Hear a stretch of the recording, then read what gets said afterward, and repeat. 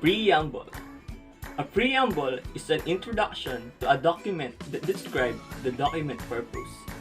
A data packet has a preamble which the system needs but which goes before the data that the user will use. Let's start by defining the word preamble.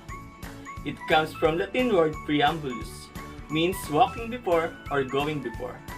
Walking before means that is walk before a document of when explaining what's coming.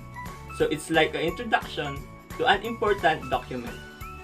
And a medieval Latin preambulum, and Old French preambule, and to the late Middle English preamble. It is important to know the preamble. I will give you 3 seconds to answer this question. Of course, the answer is yes. The preamble is important because it contains the philosophy on which the entire Constitution has been built. It provides a standard to examine and evaluate any law and action of government to find out whether it is good or bad, and says that the authors of the constitutions. General purposes of the constitutions. Did you know not all constitutions have a preamble?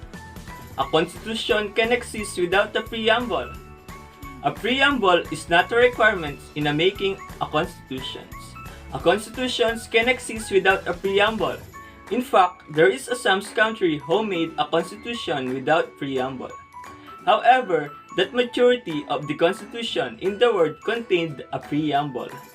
Now, here is the preamble of 1987 Philippines Constitution. This is one of the world's longest preamble. Preamble. We, the sovereign Filipino people, imploring the aid of Almighty God, in order to build a just, a human society, and establish a government that shall embody our ideas and aspirations. Promote the common good, conserve and develop our patrimony, and secure to ourselves and our posterity the blessings of independence and democracy, under the rule of law and the regime of truth, justice, freedom, love, equality, and peace. Do ordain and promulgate this Constitution. The main goal of preamble, the preamble sets the stage for the Constitution. It clearly communicates the intention of the framers and the purpose of the document. The preamble is an introduction to the highest law of the land. It is not the law. It does not define government powers or individual rights. Preambulo. Kami ang nakapangyariang sambayanang Pilipino na humihingi ng tulong sa makapangyarihang Diyos upang bumuo ng isang makatarungan at makataong lipunan at magtatatag ng isang pamahalaan na kakatawan sa aming mga mithiin at mga lunggatiin. Magtataguyod ng kabutihan sa bawat isa.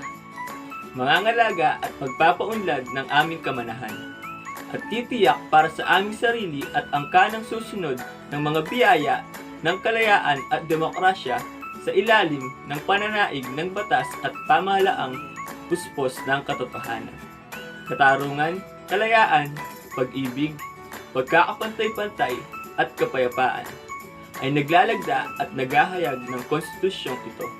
Let's talk about the new phrases and the words that added to the latest preamble.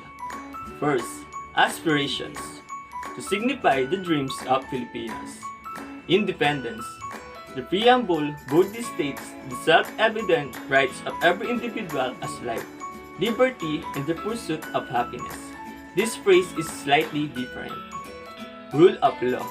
It means no one, not even the government, is above your law. This also serves as reminders to everyone about the dark history of the Philippines during the time of Marcos. Truth was added to the emphasis that lead to transparency on the honesty of public officials. And the last but not the least, love was added. It requires unthoughtful assent and appreciations of one another's qualities. Love is not aimless.